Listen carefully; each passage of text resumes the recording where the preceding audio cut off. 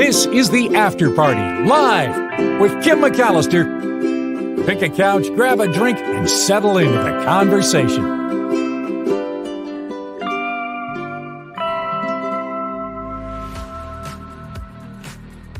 It is the After Party live on a Trivia Thursday. Thank you for being here. I know the Mark Thompson Show went pretty long today, so that's why the late start here. But I appreciate your patience. I appreciate you waiting, and look at what you've done. West Theory with your $5 super sticker and your dancing pear. How cute is that? Thank you very much for the contribution to the show. As always, West getting things started. Followed by the Lady Beatrice with another $5. Wow, what a great Thursday. And Luis with a $5 super sticker. Aw, so still my all-time favorite McAllister. After party on, Kim. Indeed, after party on, Luis. Thank you for the compliment and for the super sticker and for me being your favorite McAllister, because you know I'm not everybody's, as we know. So it's nice. I'm just kidding. You know, he just says it to get under my skin. It's all right. I like Lucy too, so it all works out.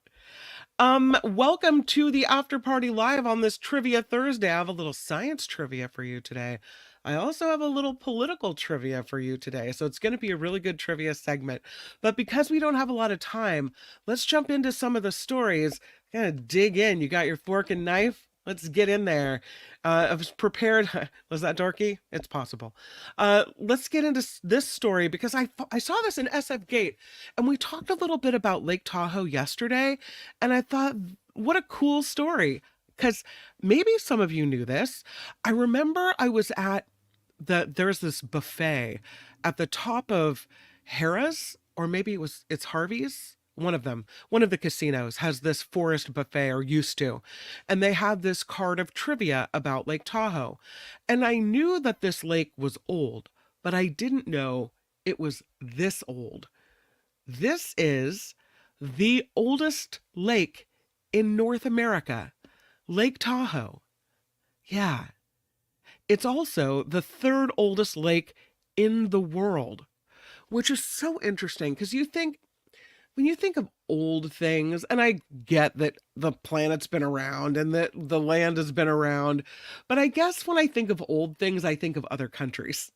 I don't think about natural landscapes in California, but Lake Tahoe, I know that's silly of me to say, but Lake Tahoe is the oldest lake in North America. It is the third oldest lake in the world. This according to new research presented this week in Anaheim at the Geological Society of America's annual meeting. Ooh, that has to be a fun meeting. The finding puts Tahoe, they say, in the pantheon of the world's most ancient lakes. A professor of geosciences at Western Nevada College in Carson City, Nevada, her name is Winnie Kortmeyer. Her research shows Lake Tahoe is at least 2.3 million years old. She makes this discovery back in 2012 when she sent samples of volcanic rock collected near Tahoe City to the U.S. Geological Survey Geochronology Lab for radiometric dating. And then she went on sabbatical last year and she did a little more research comparing Lake Tahoe with other ancient lakes, using scientific data from published research papers to create this timeline. That's what she presented this week. She said, I didn't use any estimated ages in my ranking of lakes, only published data from research papers. She said, the second oldest lake is Lake Tanganyika in East Africa. It's between 8 million and 10 million years old. That according to a 2017 research paper that looked at continuous sedimentary sequence. Lake Baikal in Siberia is the world's oldest lake, estimated to be between 5 to 10.3 million years old. And she looked at 2 research papers on that lake and dating sediment in core samples at that lake for that information. And then Lake Tahoe is, again, the third oldest lake in the world and the oldest lake in North America. So 2.3 million years old. It's survived until, humans get a hold of it, leave trash all over the shore, dump lead cables underneath it. We'll kill off this lake soon, right? No, we have to protect Lake Tahoe. Come on. That's incredible. Incredible that we have this beautiful, wonderful lake here in California. Just a little bit of a drive. Yeah. So she mapped the volcanic rocks, sent 5 rock samples to the USGS to be dated. She discovered lava flows occurred in the Tahoe Basin at 3 points in time: 2.3 million years ago, 2 million years ago, and 920,000 years ago.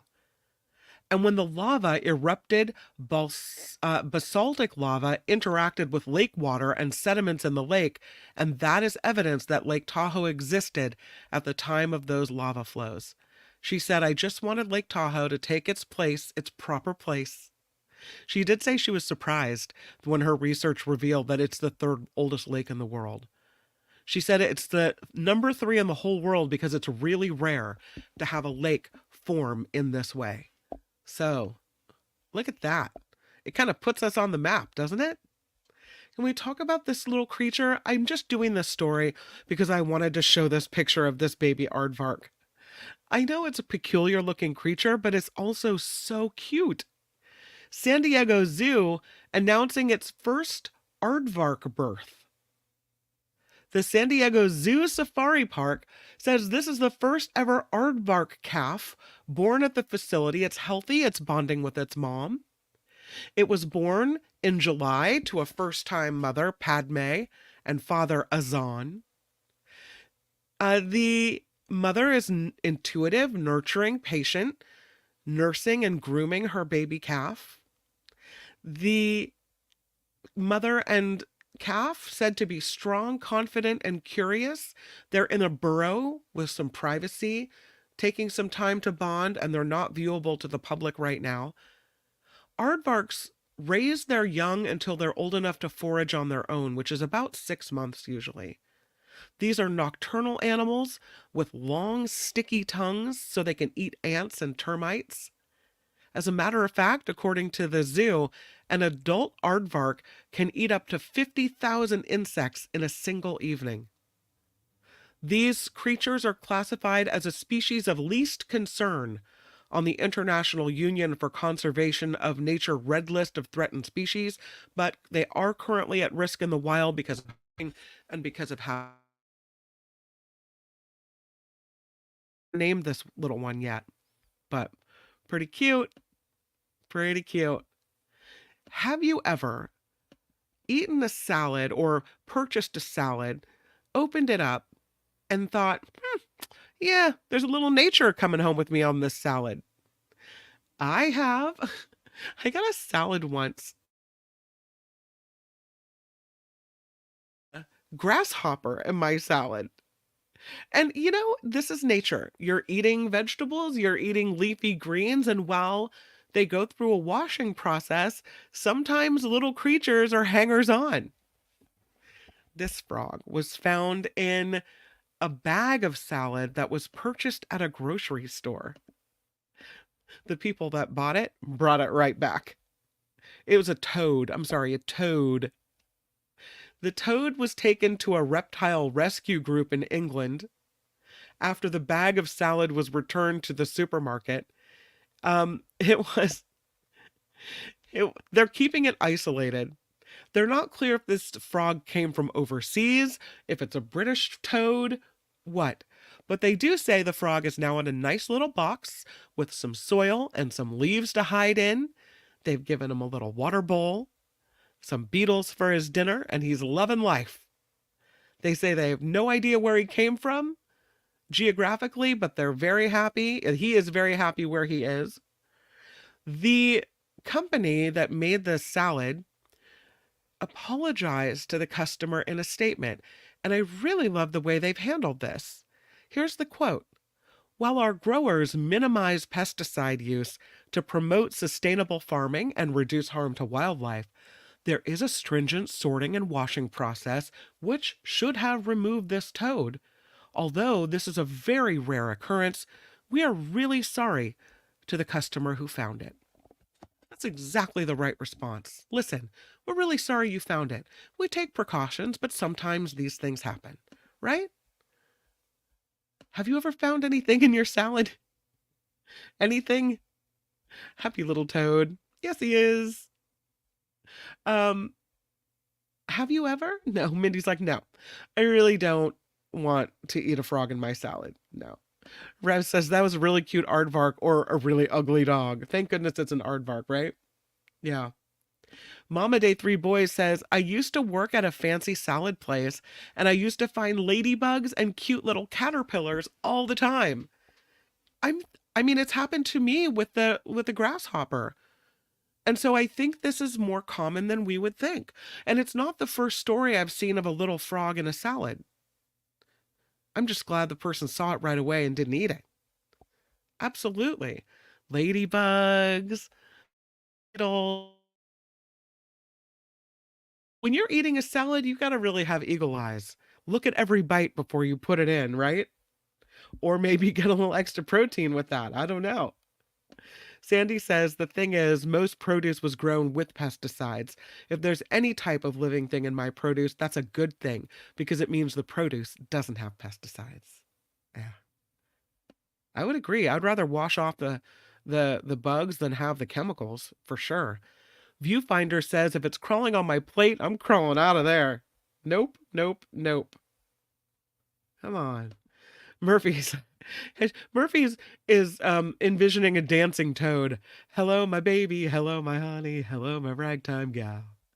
That's cute. Michigan J Frog. Love it. I'm sorry I sang. Um, Ew from Liz. Mindy, probably a beetle. Fruit flies always fly in my mouth. Ick. Gross. Wes found a small green caterpillar once. See? I'm telling you guys. Were you grossed out? Or did you just, set it aside? Maybe take that piece of lettuce out of the mix?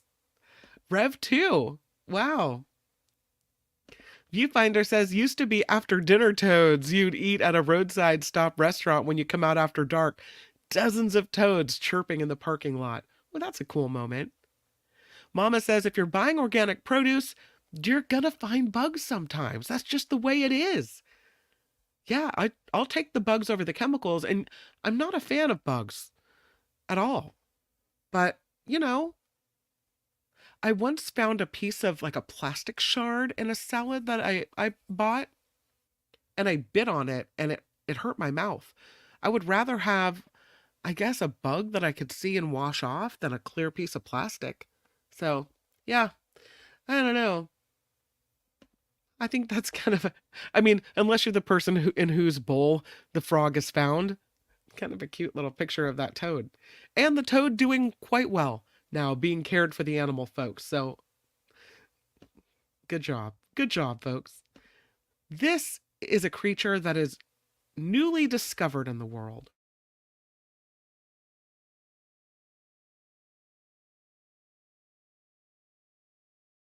Is this creature is called a ghost shark. When you think of sharks, you think of massive creatures. This one's not so big. It's also known as a spookfish. They're toothy.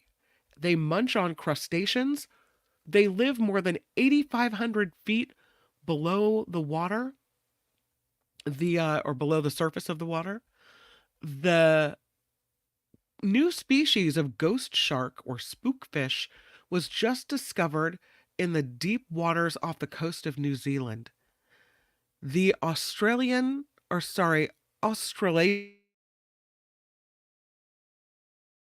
exclusive to New Zealand and Australia's waters, and it's part of a group of cartilaginous fish closely related to rays and sharks called chimeras. They're known for their smooth skin that doesn't have any scales. They feed off crustaceans like shrimp and mollusks with their distinctive beak-like teeth. Depressed snout, long slender trunk, large eyes, and very long broad pectoral fins. They say it's a lovely chocolate brown color. This new species was found while researchers were doing a survey of fisheries in New Zealand.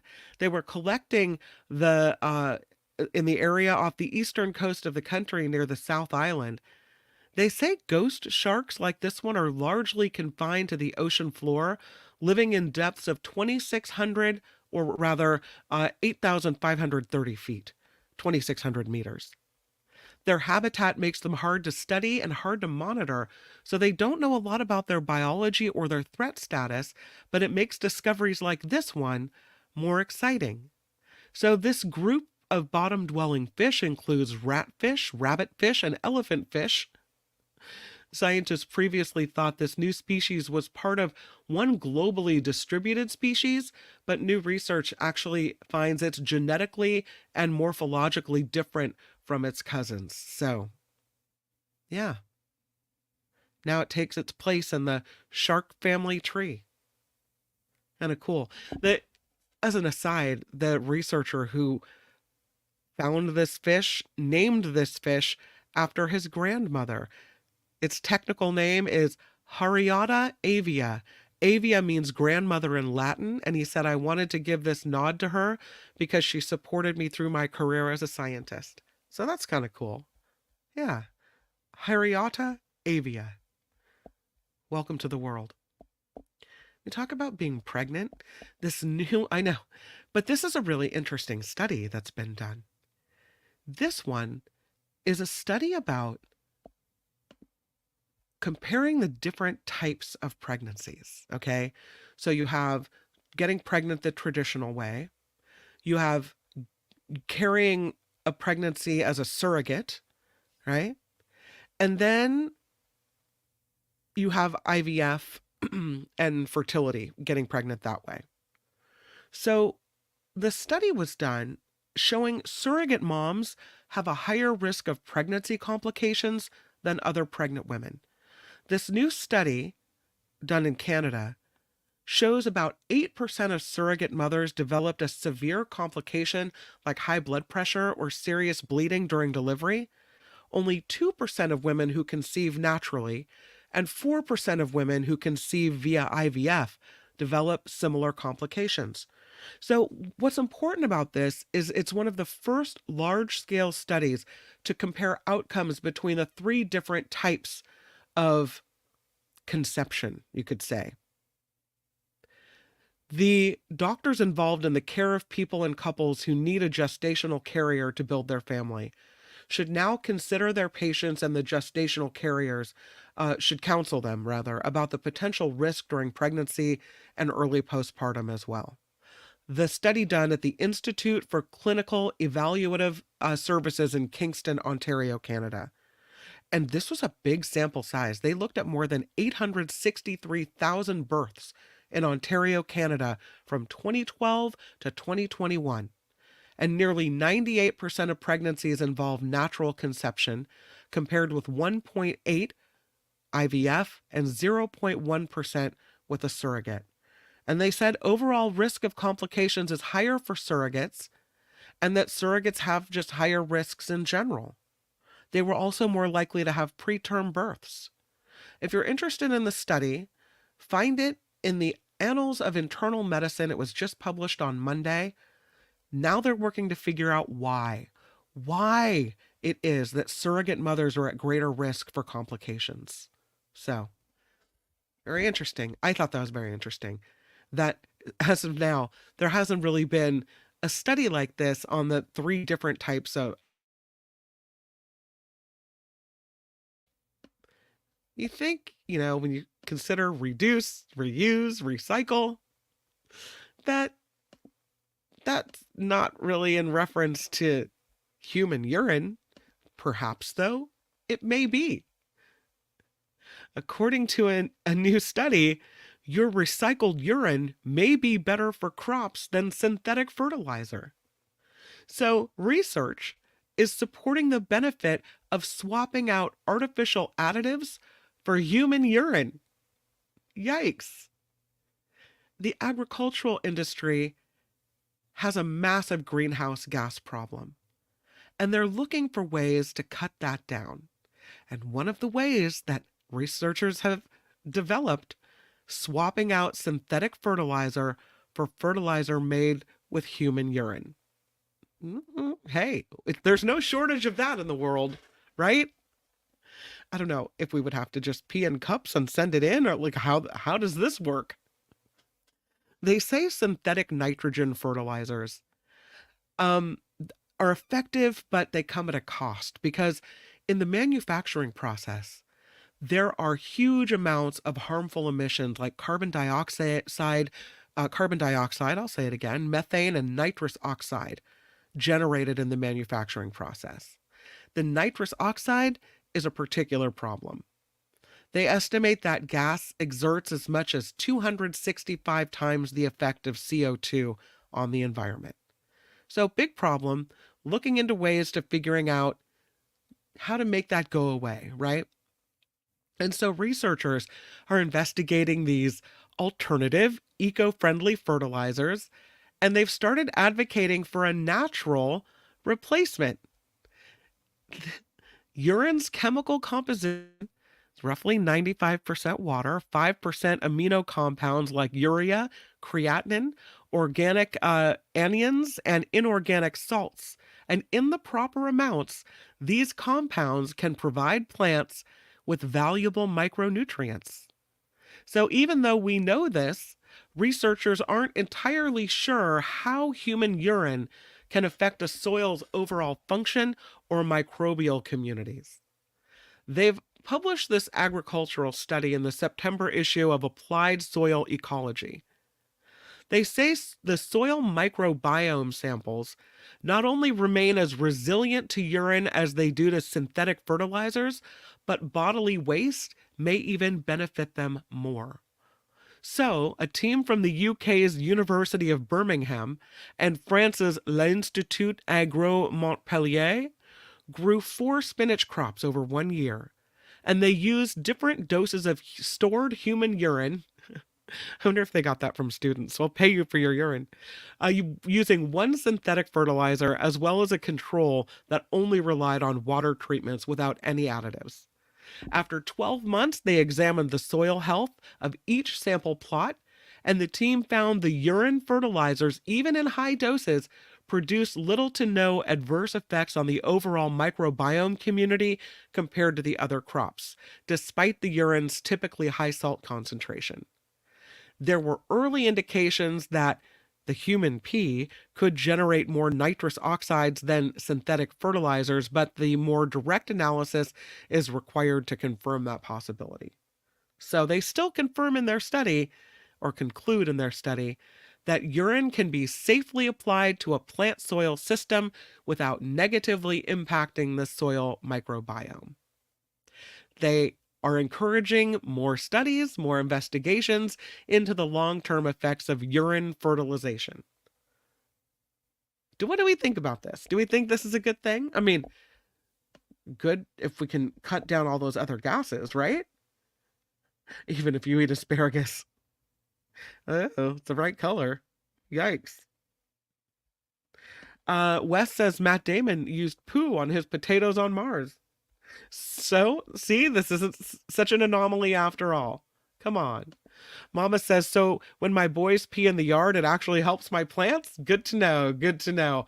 Well, I think the scientist, took the urine and chemically mixed it in a lab so that it would have all the right properties.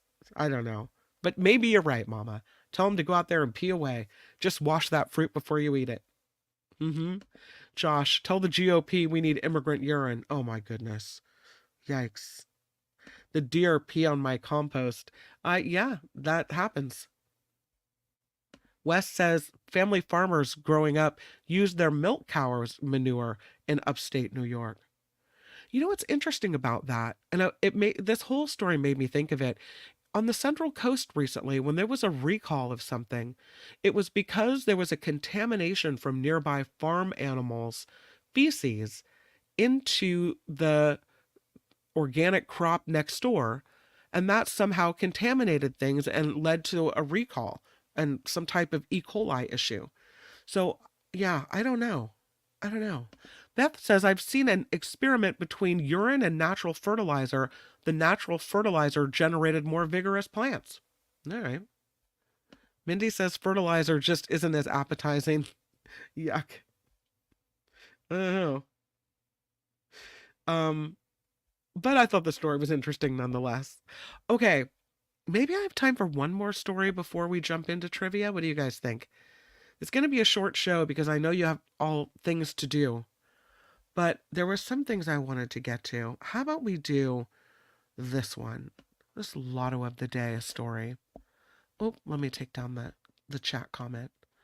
Let's get to this and then we'll start trivia. Hopefully that's okay with everyone. This is a story about a person in Kentucky who canceled their vacation plans and stayed home, and they ended up playing the lottery. And guess what happened? They won $50,000. So this is a couple from Bullitt County in Kentucky. Officials say they had originally planned to spend their Labor Day weekend at a lake, but they decided to go home a little early. The husband said, I just wanted to watch football. So they stopped at a Kroger in Louisville on their way home. They bought some scratch-off lottery tickets. They got home. They divvied up the tickets for some scratching. The wife said he wanted to scratch the 500X ticket, so I just let him have it. The wife's ticket, a Millionaire Club ticket, turned out to be the big winner. She said, I didn't scratch the prizes till the end. When I saw the matching numbers, I said, we got a big ticket. I knew we'd won at least $1,000.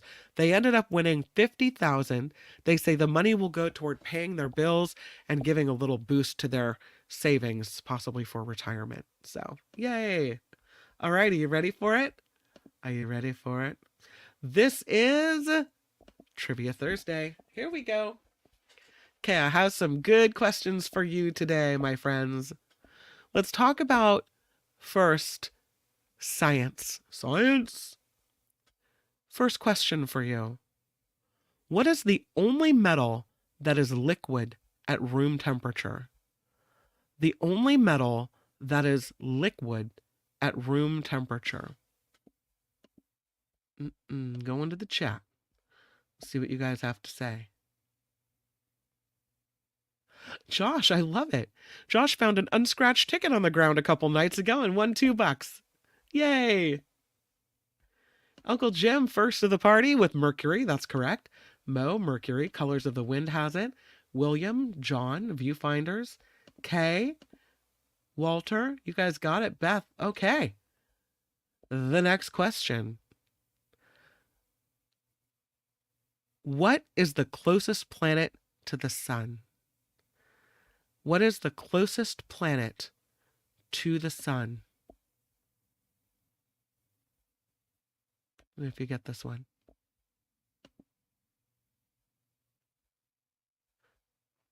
It's going to be hard for me to tell.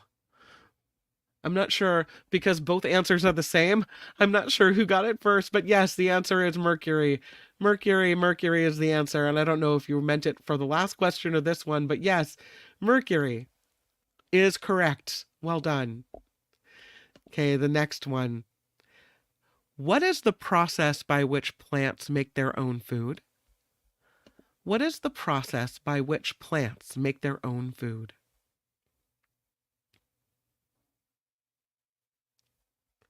The process by which plants make their own food is indeed photosynthesis. Rev P takes it. Mama comes in with it. William has it. John has it. Linda has it. Walter has it. Mo has it. Viewfinders. Look at you guys. Go get it. Okay, next one.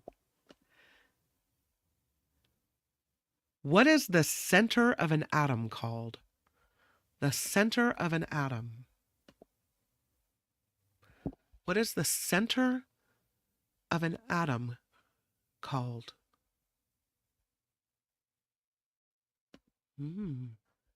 Is it a nucleus? Indeed, it is a nucleus. That's awesome, Sandy. You got it. Uncle Jim got it. John got it. Walnut Creek got it. Rev got it. Look at you guys go. Sandy got it. Yeah. You're all sciencey. See, that's why you like the show, right? What is the process of a liquid turning into a gas at a temperature below its boiling point called? What is the process of a liquid turning into a gas at a temperature below its boiling point called? Do you want me to say that one again? Because I will. Oh, I don't need to. Look at you guys. Fire it up. John, first in with evaporation, and that would be the correct answer. Uncle Jim has it. Evaporation is right. Rev has it. Linda has it. It is evaporation. Josh has it. Yes. Sciencey people. What is the study of the Earth's atmosphere called? What is the study of the Earth's atmosphere called?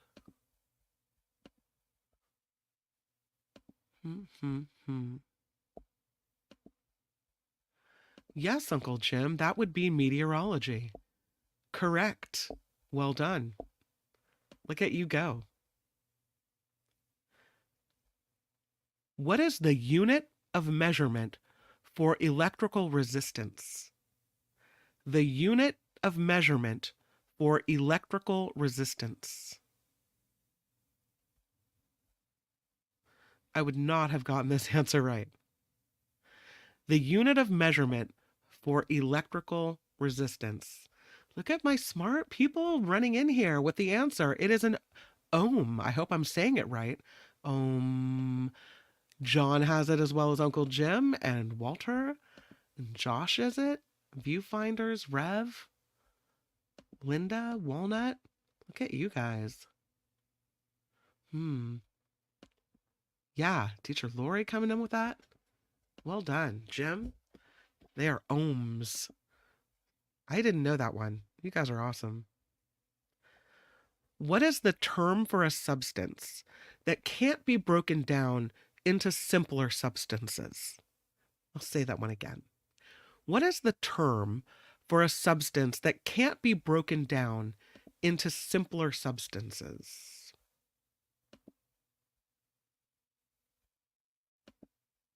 I'm so impressed. Look at you guys. You crazy kids. Uncle Jim with element. That is the right answer. John with element. Rev with element. Teacher Lori with elements. Walter with element. Josh throwing it down. Linda has it. Louise has it. I love it. Nancy, look at you guys. That is the correct answer.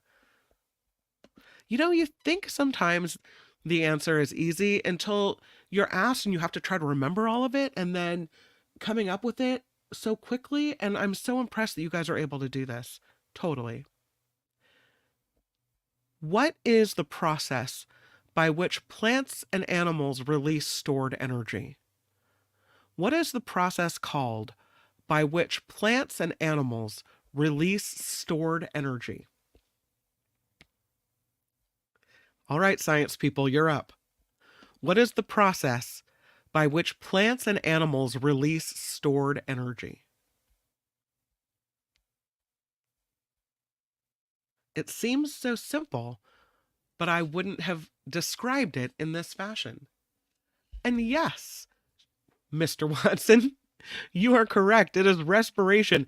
Although I do want to give an honorable mention to William Martinez for farts. The correct answer is respiration. So well done. Respiration, says John Watson.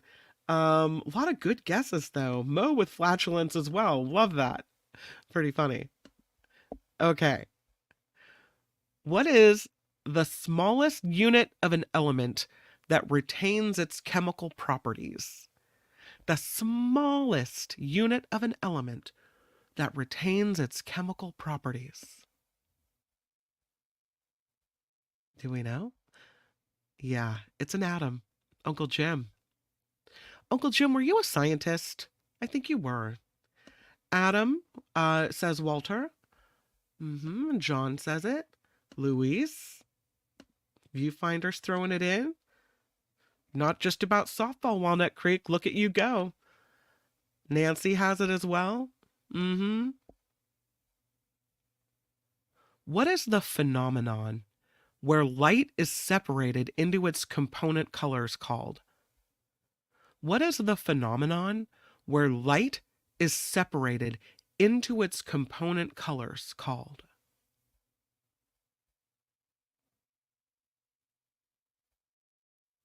Hmm. There's some really good guesses here. No and no, but good guess. Clearly, a lot of people thinking that. No. Not the answer that I'm being told. The correct answer is dispersion. Dispersion is the phenomenon where light is separated into its component colors. Dispersion. The dark side of the moon. That's pretty good. The closest I think we got to dispersion was someone had a D word, I'm looking for it, was maybe diffraction. It was a D word, so I'll give you honorable mention for being close. What is the SI unit of force? What is the SI unit of force? SI. What is the SI unit of force? Josh says, disperse, ye peons. Yeah, you got it, Uncle Jim. It is Newton. Walter Newton. Walnut, and it says Newton. That's correct. You are correct, sir. Yes. What is the process of a gas turning into a liquid called? What is the process of a gas turning into a liquid called? Process of a gas turning into a liquid. Mom was like, huh? I don't know. Yep, John's got it. Condensation. Jim, Uncle Jim, Rev, Mama, Josh, Linda. Look at you guys. I'm so proud. Such a proud host, talk show host. What is the chemical symbol for helium? No, that's not it. But again, honorable mention. What is the chemical symbol for helium? Yes, John. This is correct. It is He. John and Uncle Jim. It is He. That is correct. What is the study of the properties and changes of matter called? The study of the properties and changes of matter.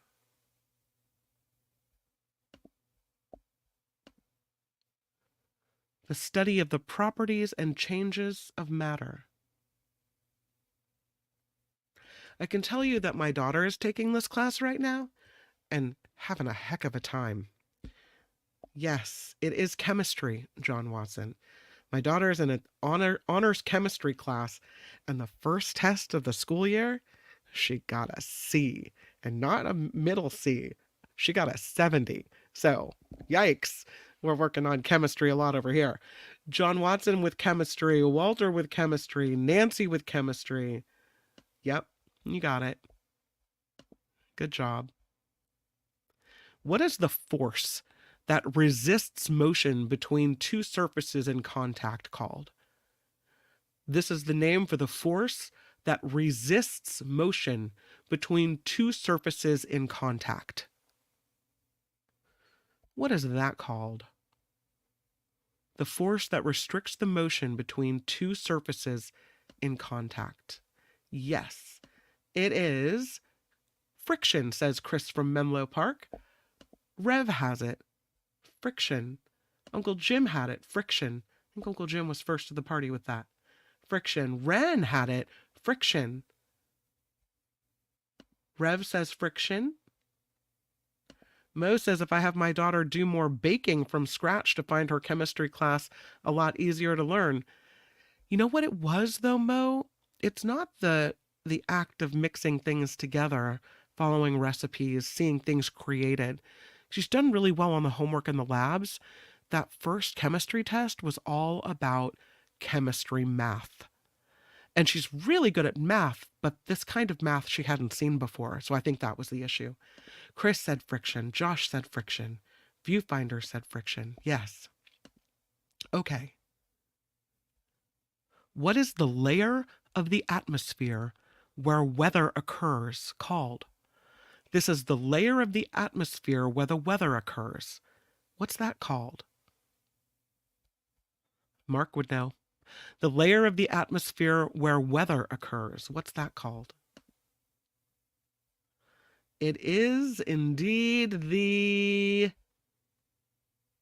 yes, troposphere. I think John had that one first, and then Uncle Jim came in with it. Viewfinders, John Watson, Linda. Oh, sorry, Linda. It's the troposphere. Yeah.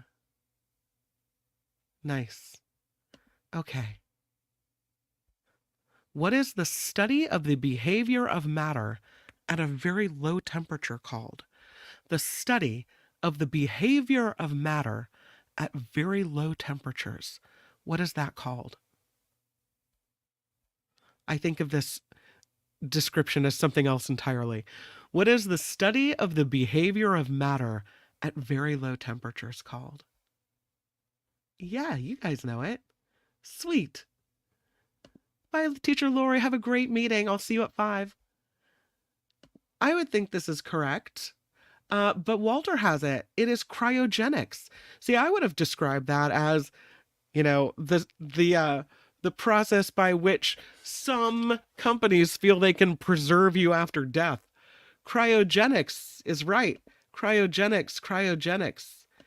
Everybody looking at cryogenics. That could be a song. Yes, that is the study of the behavior of matter at very low temperatures. So there you go. What is the branch of physics that deals with the motion of objects and the forces acting upon them? What is this branch of physics called that deals with the motion of objects and the forces acting on them? You guys are really good at this topic. Just going to tell you. Not what we're looking for. I appreciate the effort. A lot of people saying kinetics. And I understand why, because you're looking at the motion of objects.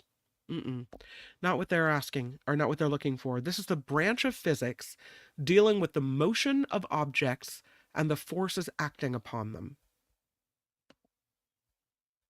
It's all in the kinetics, says Mo. I'm going to give it to Luis. The answer given is mechanics. He says quantum mechanics. I'll accept it. The answer to the question is mechanics. Luis, look at you go. Like it. I think it's good. What is the study of earthquakes called? I'll throw you a bone, my California people. What is the study of earthquakes called?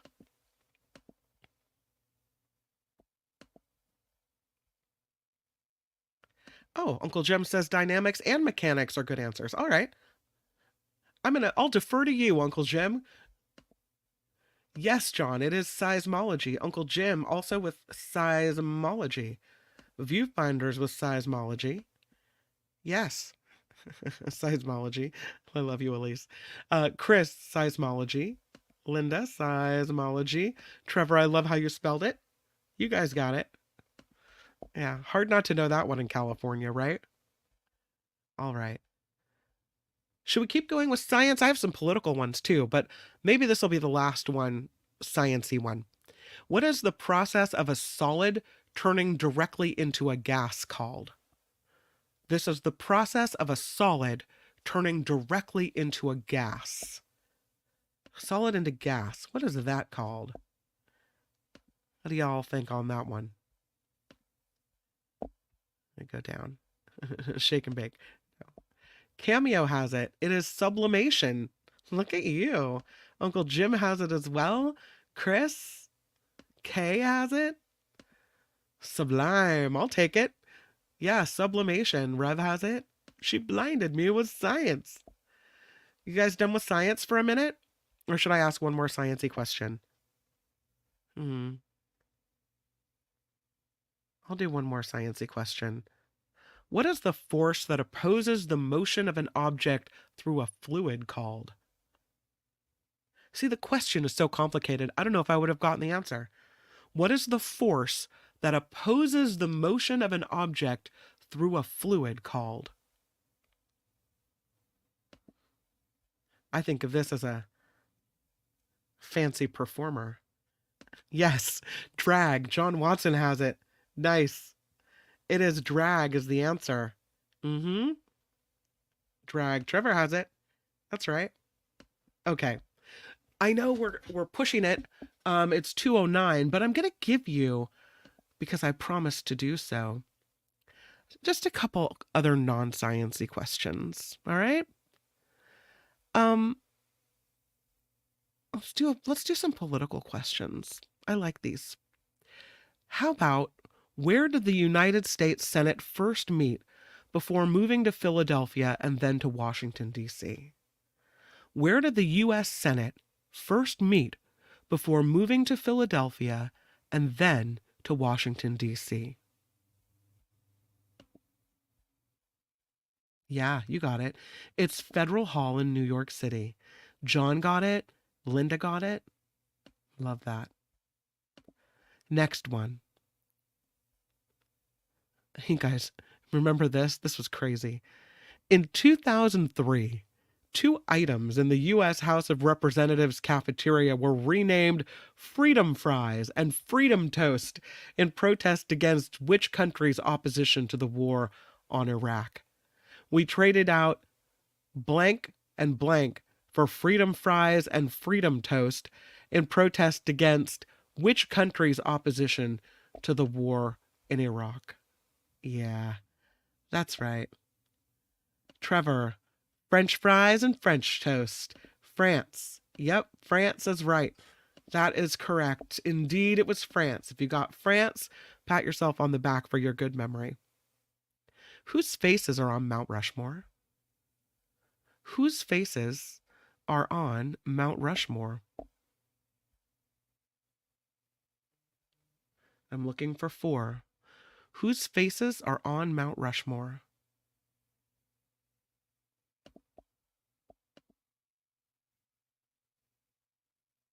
McDonald's reduced the size of the large fries. Good. Washington, Jefferson, FDR, and Lincoln. The answer is Washington, Jefferson, Theodore Roosevelt, and Abraham Lincoln. Theodore Roosevelt. So, yeah, John Watson gets it. I think Trevor got it. Nope, Jackson. That's not correct. Yeah. Okay, good. You guys, good. I've never been there. I've always wanted to go see that. What phrase is used to refer to areas that, seriously or otherwise, are considered candidates to become a U.S. state? What phrase is used to refer to areas that are considered candidates to become a U.S. state?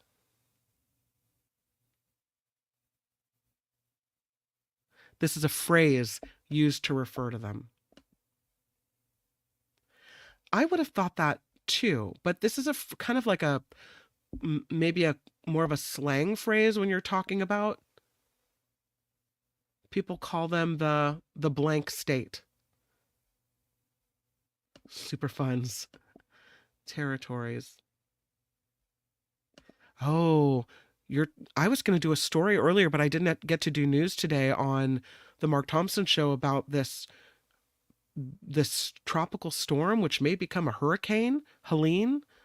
Wind and rain stop, not here yet. Supposed to be there late tonight, is what I'm understanding. So, yeah, I'll read you. I think I have the story. Forecast to make landfall tonight in the Big Bend area. Catastrophic storm surge, destructive winds, flooding, rainfall. Helene is expected to grow into a major Category 3 hurricane with 120-mile-per-hour winds later today. So be careful there, Wes. Our thoughts are with you over there, okay? It's going to be a doozy. Now I forget what I asked. It is not the deep state. They refer to it as the 51st state, which I thought was kind of interesting.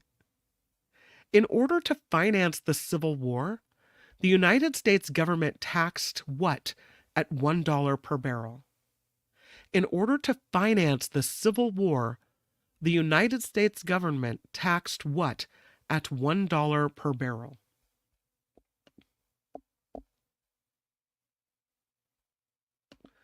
A lot of people think we should. Good answer, Rev. 'Twas not rum, nor tobacco, nor gunpowder. I think you're thinking about Diddy a little too much over there. Nor gin, nor bourbon, nor oil. This would have been my answer, viewfinders. I would have said that. Cameo gets it right. The answer's beer. Yeah. United States government taxed beer at $1 a barrel to fund the Civil War. Who knew? Clearly Cameo. I did not. From Babylonian times, those of you who've studied such things, which code is the earliest known set of laws? From Babylonian times, which code is known as the earliest known set of laws?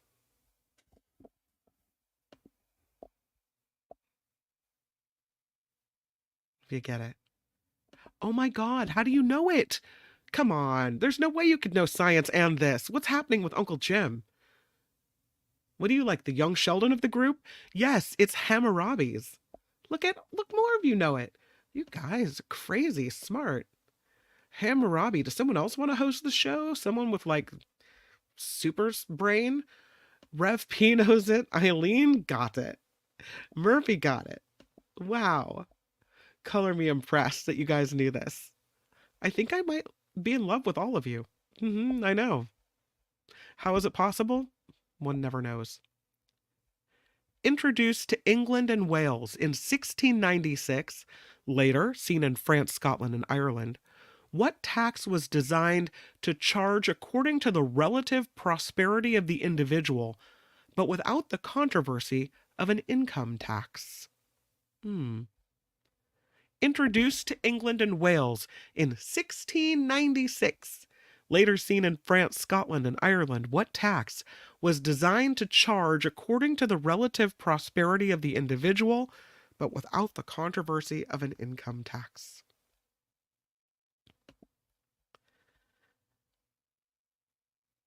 Kind of. It wasn't called that, though. Kind of. Wasn't called that, though. We have an answer of closet tax and property tax, estate tax, wealth tax. They're all close. Not taxidermy is not close, Walter. However, I appreciate the answer. The answer is a window tax, which I think is probably like a property tax. A window tax. Charging you by the window. So, I guess that works when you're looking at how big a house is, right? Yeah. Who was the first democratically elected Russian president? Who was the first democratically elected Russian president? Bonus for you if you can tell me the year. The first democratically elected Russian president. Gorbachev is an answer from Linda. Not the case. I'll take Boris. Yeah. The answer is it was indeed Boris Yeltsin in the year 1991. Yeah, Yeltsin. It was Yeltsin in 91, William. That's correct. Look at you guys. Love it. Love it, love it, love it. Who was 1938's Time Magazine Man of the Year? 1938's Time Magazine Man of the Year. I'll do this one and one more and then we'll wrap it up. 1938 Man of the Year in Time Magazine was... Oh no is right. Yeah, you guys got this one quickly. This was Hitler. He was the Man of the Year. Can you believe that? Ren has it. John had it. Hitler, Rev had it. Chris, Walter, William.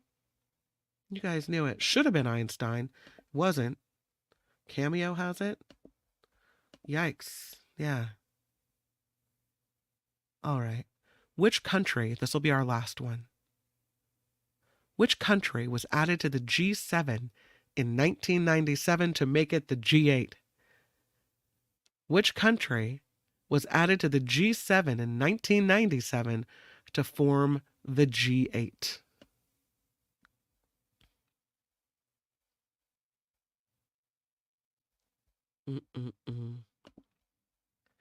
It was Russia. Yeah. And they were suspended then in 2014. Absolutely. Okay, this will be the last one. You ready? Because this one's close to my heart. Which city is host to the European Council on Ministers and the European Court? Which city is host to the European Council of Ministers and the European Court?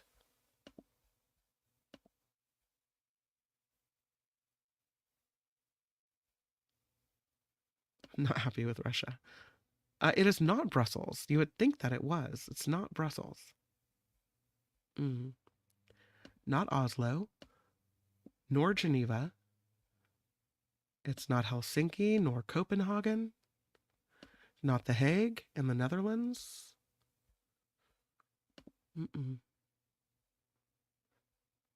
Think of the seat of the European Union. The answer, my friends, is not blowing in the wind. It is Luxembourg City. Yes, the answer is Luxembourg City. So there you go. Smart Bunny had it. Luxembourg. Yeah, it's Luxembourg City, but I'll take Luxembourg. Absolutely. Well done. And that, my friends, is Trivia Thursday. Thank you for playing. So many of you got the answers right today. I'm super impressed by you. I hope you had a good time, because I know I totally had a good time. I loved your answers, even the funny ones. Thank you so much. Tonight, I'm so excited for the Nikki Maduro show. Sorry for clapping in your ear. 5 p.m. That is happening here on YouTube. We've got politics, your mocktails or your cocktails, should you choose to partake, and it's going to be a really good time. It's funny because I used to talk to Nikki every single day, and so I would kind of already know what she thought about things, but talking to her once a week, it's like I've been waiting all week just to hear what she says about certain things. So I do hope you will join us 5 o'clock. Set an alarm and a reminder for yourself to be here in just a few hours for the Nikki Maduro show here on YouTube. I look forward to it. Of course, tomorrow is Friday, which means Friday Fabulous Florida, and Michael Schur and Michael Snyder here on the Mark Thompson show here on the After Party Live. It does mean a good dose of Tim Sika, which I always love. So I'm really excited about that as well. Big thank you to everyone who's contributed today. Also to everyone who's just participated in the trivia. I love that you guys are involved. Wes coming in with a $5 super sticker, the lady Beatrice with a $5 super sticker, Luis with a lovely comment and a $5 sticker, and then Beth Farmer with a $5 super sticker as well. Huge thank you to everyone who contributes via PayPal. That's the reason this show is still rolling, because of your generous contributions. You'll find the link in the description of the show every single day and in the About tab on YouTube for the After Party Live as well. All right, you guys, I'll see you in just a few hours on the Nikki Maduro show. But until then, make it the very best Thursday. Bye. The After Party Live would like to thank the following contributors and viewers like you.